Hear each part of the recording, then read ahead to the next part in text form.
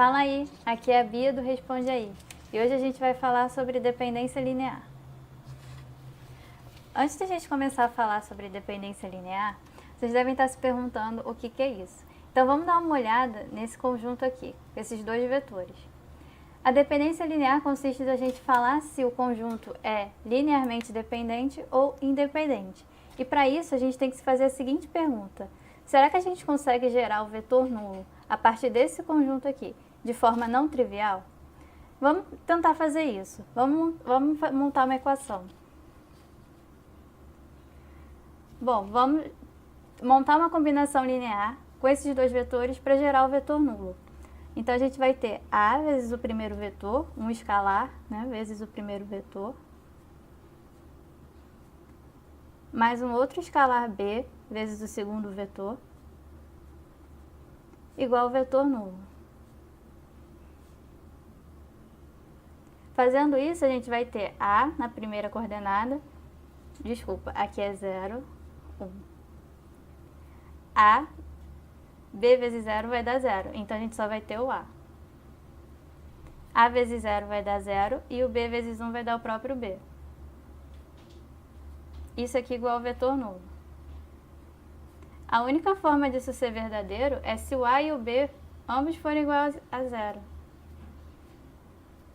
Então a gente não conseguiu gerar o vetor nulo sem fazer os coeficientes iguais a 0.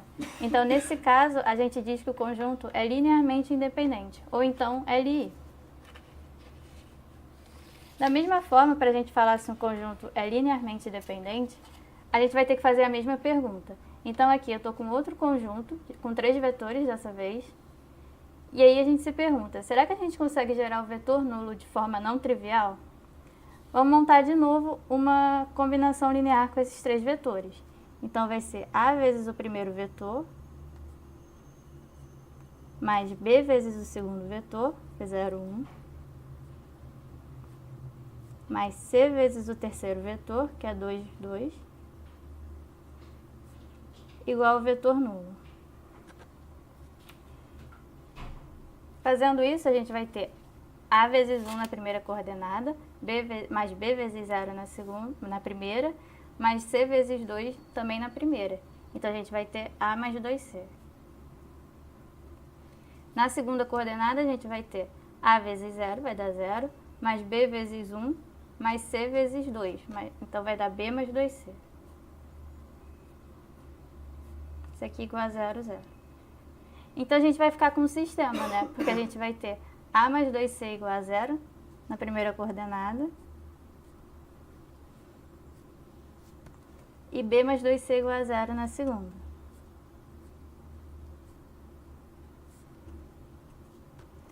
Então, se a gente resolve aqui a primeira equação, a gente vai ter que A igual a menos 2C.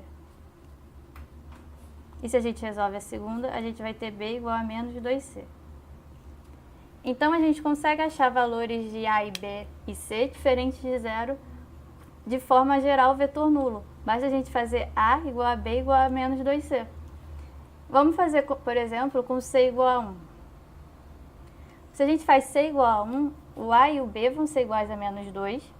E aí, se eu substituo aqui na primeira coordenada do vetor, vai ficar A, que é menos 2, mais 2 vezes C, 2 vezes 1. E no B, na segunda coordenada, vai ficar a mesma coisa.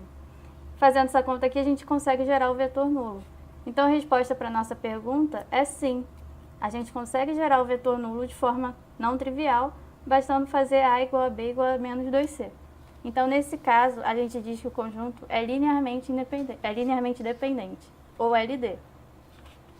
Mas nem sempre a gente vai precisar fazer essas contas para saber se o conjunto é LI ou não. Existem alguns casos que fica muito fácil ver isso. Então, aqui tem 3 casos para vocês em que a gente consegue ver bem fácil se o conjunto é LD. O primeiro caso é quando um vetor do conjunto pode ser escrito como uma combinação linear dos outros.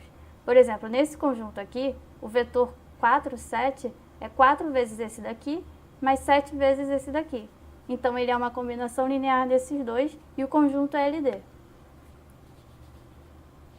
O segundo caso é quando a gente tem mais vetores do que a dimensão de cada um desses vetores, ou seja, mais vetores do que a quantidade de entradas em cada vetor.